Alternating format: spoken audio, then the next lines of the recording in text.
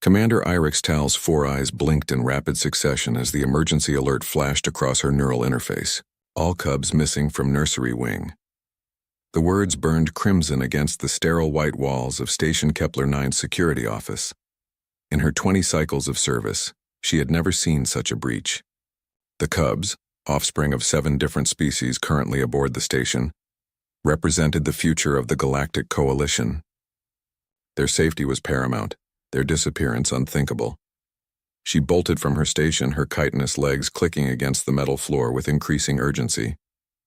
Behind her, 3 junior officers scrambled to keep pace. The nursery wing was in chaos when they arrived.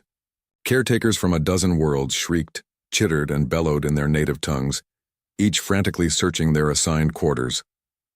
"Silence," Irix commanded, her translator amplifying the word across all frequencies. The cacophony died to nervous whispers. A Quellan attendant, its tentacles writhing with anxiety, approached. "Commander, we conducted the routine evening check. Every single cub gone. 17 in total. No signs of forced entry, no environmental breaches, no—" "Security footage," Irix interrupted. "Already reviewed. The cubs simply walked out. All of them. At different times over the past hour. As if summoned."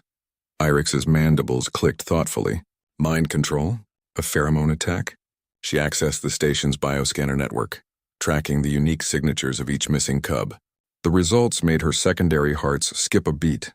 They were all in the human quarters, specifically in the residence of Eli Grant, the station's human maintenance technician, alone. "Tactical team, with me. Non-lethal protocols only," she ordered, though her weapon remained holstered. Humans were unpredictable. Their planet was classified as a death world, yet they insisted on being diplomatic. They were simultaneously the Coalition's greatest warriors and most enthusiastic pacifists. This contradiction never ceased to unsettle her. The corridor to the human quarters seemed longer than usual. With each step, Irix calculated scenarios. Hostage situation? Unlikely. Humans bonded easily but rarely used young as leverage. Illegal trafficking? Possible, though Grant's record was spotless. Some bizarre human ritual? She couldn't rule it out. She pressed the door chime. Once, twice, no response. "Override authorization Tal 7 Crimson," she stated. The door hissed open. The sight that greeted them defied every tactical scenario she had prepared. Eli Grant sat in the center of his living space, cross-legged on the floor, surrounded by a mountain of pillows, blankets, and cushions. And nestled within this fabric fortress were all 17 missing cubs, each one sleeping peacefully. A Vrelian cub covered in fine crystalline fur was draped across Grant's lap. 2 Quellan offspring had wrapped their tiny tentacles around his arms. A Thaxian kit, barely larger than his hand, was tucked into the crook of his neck. The others were piled around him in various states of comfortable repose.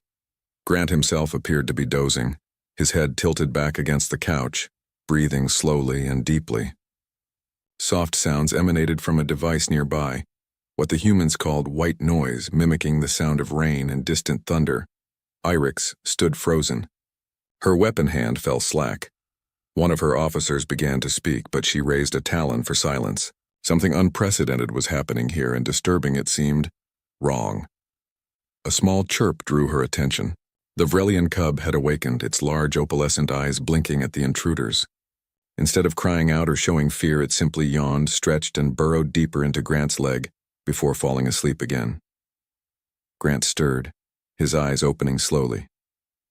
When he saw the armed security team in his doorway, he didn't start or shout. He simply raised one finger to his lips in the universal gesture for quiet, then carefully began to extract himself from the pile of sleeping cubs. It took him several minutes, moving with a glacial patience that Irix found remarkable. Each cub was gently repositioned, supported by pillows kept warm by blankets. Not one awakened fully during the transfer. Finally, Grant stood and tiptoed to the doorway, gesturing for them to step into the corridor. The door whispered shut behind him. "Commander Tal," he said simply, running a hand through his disheveled hair. "I'm guessing you got an alert?" "Explain, now." Her translator likely didn't capture the full bewilderment in her voice, but Grant seemed to understand anyway. He sighed. "Look, I know how this appears, but I didn't kidnap anyone. They came to me. Started about 2 hours ago. First the Quellen twins, then the others. They just showed up at my door one after another looking exhausted and fussy. Fussy, Irix repeated. Unable to sleep. Agitated. Crying. Well, whatever the equivalent is for each species. Grant leaned against the wall, his own exhaustion evident. The nursery wing is too sterile, too bright, too quiet. It's designed for safety, not comfort. These kids, cubs, whatever, they needed something the automated systems couldn't provide. And what is that, human? Grant met her gaze steadily. They needed someone who wasn't doing it because it was their job. Someone who would just be there, hold them, make them feel safe. On Earth, we call it holding space. Sometimes kids just need to know someone's watching over them while they sleep. Irix processed this. Her species laid eggs and left them in carefully monitored chambers. The concept of prolonged physical contact during rest periods was foreign, inefficient, and another memory surfaced. A human phrase she'd heard, "It takes a village to raise a child." Humans, despite being apex predators on a world that tried to kill them daily, were intensely social creatures. Their young required constant care, physical touch, emotional bonding. This wasn't a weakness. It was how they'd survived. "You spent 2 hours holding 17 cubs from 7 different species," she said slowly, "for no payment, no recognition, simply because they needed comfort." Grant shrugged. "They're kids, Commander. Scared kids far from home, even if they don't remember it yet. What else was I supposed to do?"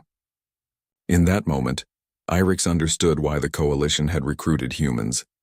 Not for their death world strength or their tactical brilliance, but for this, their inexplicable, inefficient, absolutely vital capacity to care. "I should file a report," she said finally. "This was a serious security breach. I know. I'm sorry. I should have called someone, but they kept coming and I didn't want to wake them once they finally settled in." "Your quarters will be upgraded," Irix interrupted. "Larger space. Additional environmental controls. Official designation as auxiliary nursery facility for special circumstances." She paused.